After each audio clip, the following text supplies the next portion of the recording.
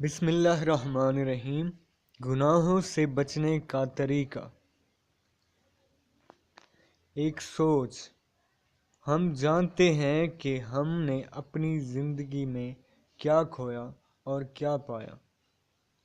ہمارے علاوہ اس چیز کو جو بہتر طریقے سے جانتا ہے وہ اللہ کی ذات ہے۔ انسان جو عمل کرتا ہے اس کا گواہ سب سے پہلے انسان خود ہوتا ہے۔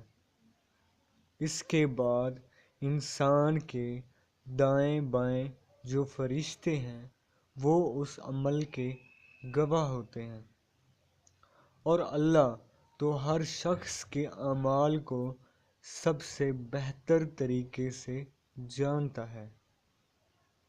انسان خطا کا پتلا ہے۔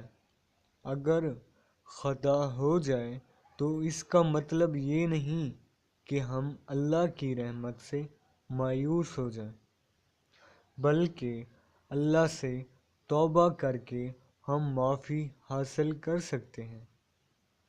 ہمارے مانگنے میں دیر ہے، اللہ کے معاف کر دینے میں دیر نہیں، کیونکہ اللہ غفور الرحیم ہے۔